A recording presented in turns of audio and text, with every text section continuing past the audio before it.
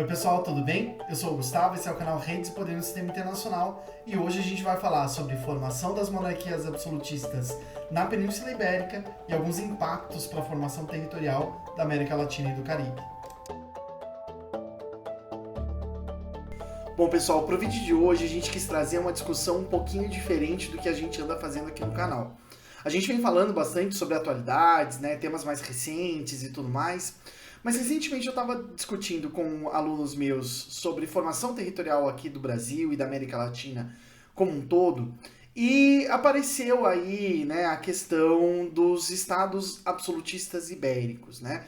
Como que de uma forma ou de outra a organização interna de Portugal e aquilo que a gente hoje chama Espanha, mas que a gente já vai qualificar um pouquinho melhor, trouxe impactos importantes, né, e assim, relevantes para entender, inclusive em termos de longa duração, né, a formação territorial de países da América Latina e do Caribe. Né?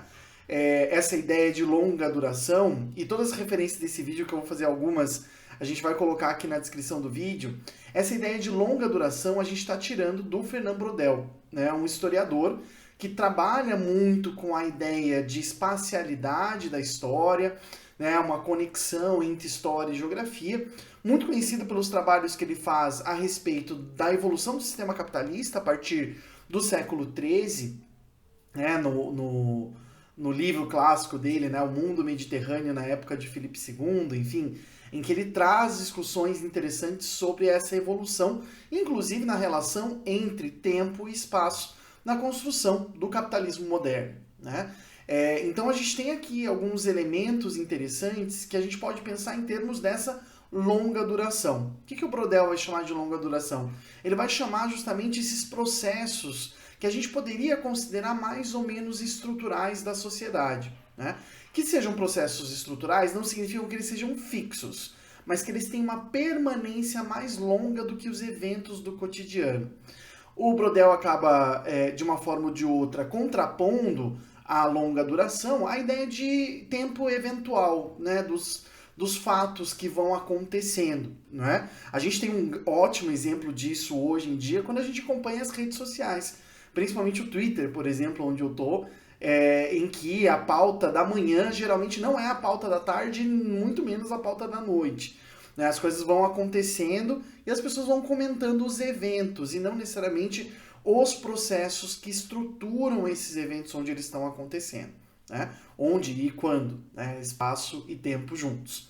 Então, quando a gente fala de longas durações, às vezes para pensar, inclusive, a formação dos estados na América Latina, no Caribe, em outras regiões do mundo, utilizar essa perspectiva de longa duração talvez seja muito interessante para a gente entender de uma forma ou de outra impactos desses processos, não só de colonização, mas de expansão de um tipo, de um modelo de Estado para fora da região originária, né? Como que ele chega em outras regiões e de que forma, de uma maneira ou de outra, ele vai se desenvolver.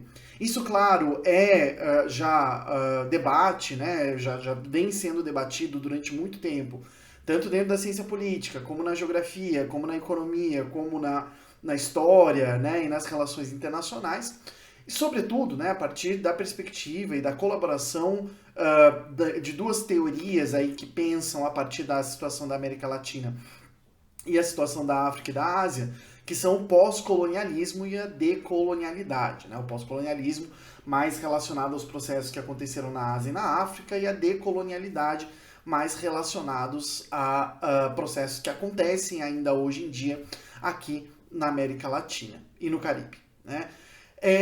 Especificamente sobre essa região, acho que cabe de uma forma ou de outra a gente refletir sobre o papel que cumprem as estruturas estatais de longa duração do período da colonização. Né? A gente está aí entrando, né, no mês de setembro, nas comemorações dos 200 anos de independência do Brasil, e uma das notícias que mais apareceu foi a notícia sobre a vinda do coração do Dom Pedro I, que foi recebido em Brasília com honrarias de chefe de Estado. Né? Como disse o nosso chanceler, né, seria recebido como se vivo estivesse. Né? Esse tipo, né, essa característica específica de tratar os heróis nacionais também deriva de uma forma ou de outra dessa perspectiva sobre o que é o absolutismo no período ibérico, né, na Península Ibérica, e a formação dos estados que vão chegar aqui na América Latina. Né? Existem algumas características específicas bem interessantes a respeito disso que nos ajudam a pensar. Eu vou me reservar o direito de falar nesse vídeo em específico sobre o absolutismo ibérico. E aí, se vocês quiserem que a gente fale sobre a formação do Estado na América Latina e no Caribe, coloca aqui nos comentários que a gente já coloca aí na nossa lista de vídeos a fazer. Tá bom? Então a gente deixa mais ou menos combinado assim. Bom, como que a gente pode entender então a formação dos estados absolutistas ibéricos, né? Ou seja, a coroa de Portugal e as duas coroas que vão dominar o território espanhol, Castela e Aragão, né? A gente tem que entender esse movimento a partir de duas dinâmicas diferentes, né, que vão marcar também a expansão desses países para fora da própria Península Ibérica, né, em direção à África inicialmente e depois em direção às Américas e à Ásia. Né? A formação dessas duas coroas, ela tem processos específicos, mas elas têm processos muito próximos, né? Inclusive pelo fato de que os países da Península Ibérica são estados que vão se unificar muito cedo comparativamente a outros países. Se Portugal, por exemplo, é considerado um país independente lá já desde o século XII, século XIII, e Castela e Aragão depois formarão, né, a coroa espanhola, né, no século XIX, a gente vai ter que países como França, como Inglaterra, vão só se organizar enquanto países unitários lá pelo século XVII, século XVIII, alguns países no século XIX, né? Então a gente percebe de uma forma ou de outra o papel que esses países tiveram, né, como países de consolidação antiga, digamos assim, da sua estrutura estatal. Isso se deveu por duas características que estão relacionadas entre si.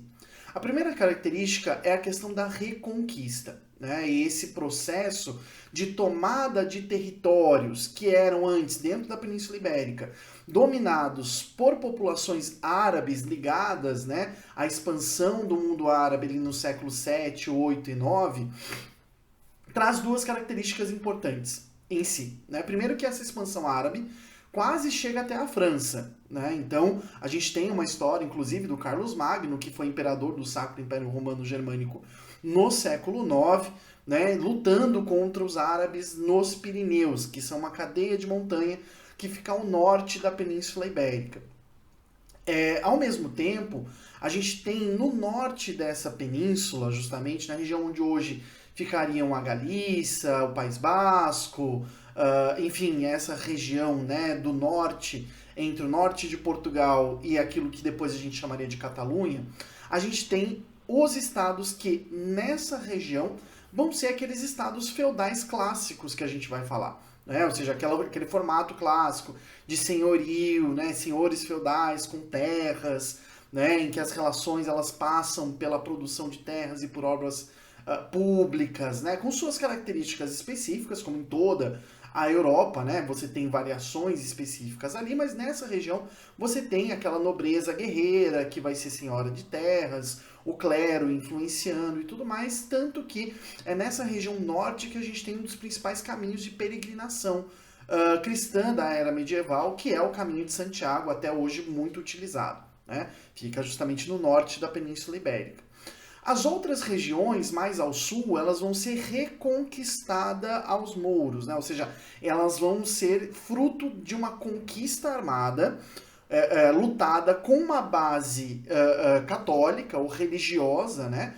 De conversão dos infiéis, entre aspas, né? Ou retomada das terras da mão dos infiéis, o que faz uma certa conexão com a ideia de cruzadas, como acontecia anteriormente, né, no século X, no século XI, no século XII, a gente vai ter uma série de cruzadas que vão para o norte da Europa. As mais famosas são aquelas do Levante, né, que vão para Jerusalém. A gente tem algumas cruzadas na França e a gente tem algumas cruzadas também, um espírito cruzado de uma forma ou de outra na Península Ibérica também, né, nessa retomada das terras aos mouros. Né.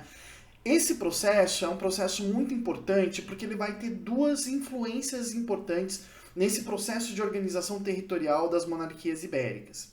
O primeiro é que a gente vai ter uma nobreza relativamente pequena em números nessa região norte da Península Ibérica. E por isso, muitos nobres guerreiros de outras regiões da Europa vão ser chamados, convidados a se unirem nessa luta em prol de receberem depois pedaços de terra. Esse vai ser o caso, por exemplo, do primeiro rei de Portugal. O Afonso Henriques era filho do Henrique de Borgonha, que era filho de um outro chamado Henrique de Borgonha, que era o Henrique de Borgonha pai, digamos assim. Ele era o primeiro filho do Duque da Borgonha.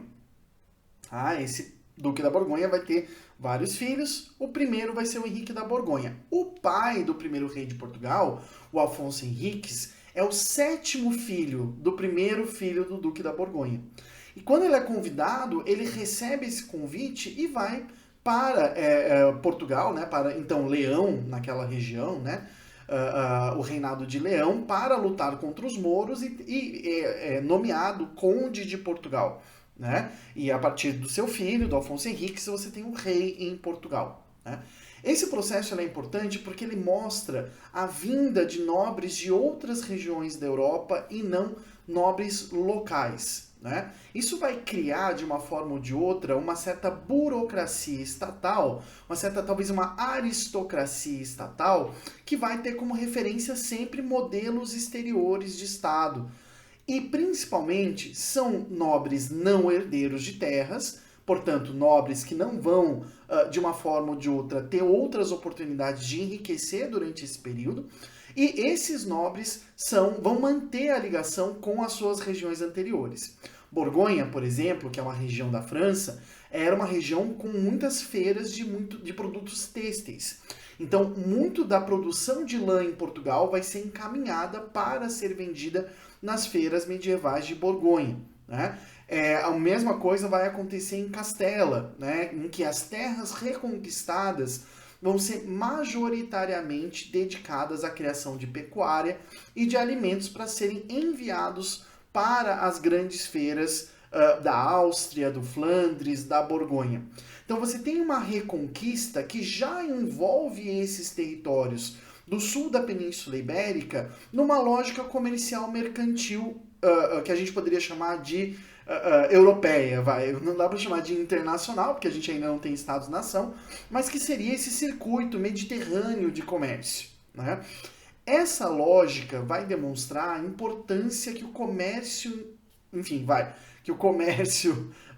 a inserção dos circuitos comerciais vai ter na colonização que será feita por parte dessas mesmas monarquias. Né? Ou seja, você tem a exploração do comércio como objetivo, por exemplo, naquele famoso modelo de feitorias, em que a conquista de um forte, a conquista de uma cidade, se dedicava sobretudo a torná-la o ponto a partir da onde o comércio seria feito com a Europa, monopolizando os circuitos comerciais, ou, posteriormente, né, aqui no caso da América, por exemplo, a exploração ou busca por descoberta tanto de minérios que poderiam ser utilizados principalmente no formato de ouro e prata, né, para metais preciosos, né, que poderiam ser utilizados para cunhar moedas, né, e tornar essa elite nobiliárquica mais rica, mas também pela busca de lugares onde eram produzidos recursos que poderiam ser exportados para essas feiras. Eu até brinquei com os meus alunos, né, que os portugueses eles não foram para a Índia, né, em busca de um tanto de sazon para colocar na carne, né, não é essa a ideia. A ideia é que o que eles buscavam é a inserção nessas cadeias comerciais. Uma região sem muitas terras aráveis, uma região, inclusive, com parcelas do território desérticas, principalmente no sul, no Algarve, em Portugal, e na Andaluzia, na Espanha, né, em que, de uma forma ou de outra, dependiam desse comércio internacional para fazer renda, né, para criar renda e riqueza. Isso é um aspecto que vai, de uma forma ou de outra, marcar muito o tipo de administração de terras que vai surgir na Península Ibérica e que vai se espraiar tanto na África como na Ásia, mas sobretudo aqui na América Latina e no Caribe. Né? Essa administração de terras visando a sua função comercial, visando de uma forma ou de outra garantir que essas terras se inseririam nas cadeias, naquilo que a gente hoje em dia chamaria de cadeias globais de valor, né? Naquele período, nos circuitos comerciais europeus, mediterrâneos, ou entre Ásia e África. Né? Esse aspecto ele é um aspecto importante para que a gente possa entender, inclusive, o papel que as ordens militares vão ter no desenvolvimento desses territórios. Quando a gente observa, né, as terras que foram reconquistadas, a gente vai perceber que uma grande parte delas não vai ser também administrada por nobres diretamente, por esses nobres estrangeiros, mas sim por ordens de filhos não herdeiros, né, ordens de nobres não herdeiros, que vão, de uma forma ou de outra, ter uma prática corporativa de administração das terras. Né? Isso vai ser realidade com a Ordem de Santiago na Espanha, com a Ordem de Avís em Portugal, enfim, com várias ordens militares que vão administrar de forma comercial as terras para gerar lucro para a própria corporação, já que ela não poderia ser, de uma forma ou de outra, um lucro para o indivíduo, né? Já que esse indivíduo faz parte da ordem que é tanto militar quanto religiosa. Né? Nesse aspecto, acho que é interessante a gente pensar que quando a gente tem um modelo de capitanias hereditárias, por exemplo, aplicado aqui no Brasil, a gente já está falando de Portugal e Espanha, que lá em 1400, 1450, 1490 já testaram esse formato, não só no seu próprio território, mas também em Ceuta, também no norte da África, né, e nos arquipélagos das Ilhas Canárias, dos Açores e na Ilha da Madeira. Né? Tanto isso quanto as plantations que vão ser criadas naquele processo, né? Ou seja, latifúndios voltados para a exploração comercial e exportação de produtos primários. Né? A exploração de cana, que depois chega no Brasil com o fim daquele ciclo, entre aspas, do pau-brasil, vai ser justamente trazida para cá em razão do sucesso que se obteve tanto nos Açores como na Ilha da Madeira com a sua plantação, também a plantação de trigo e outros elementos importantes para pensar. Né? Essa característica, né, faz com que, talvez, de forma muito interessante, a questão da terra seja essencial para entender essa colonização, não uma terra no sentido capitalista e não uma terra no sentido feudal, mas numa lógica feudal comercial, em que um indivíduo tem o direito a essa terra, mas esse direito só se cumpre se ela tiver uma função comercial. Alguns autores vão chamar isso de segunda servidão, em que o camponês ele vai continuar exercendo a sua função de campesinato, mas junto a isso ele também vai ter que trabalhar para a sua sobrevivência, para a sobrevivência do senhor e para criar excedente que possa ser exportado para essas feiras comerciais e circuitos comerciais da Europa.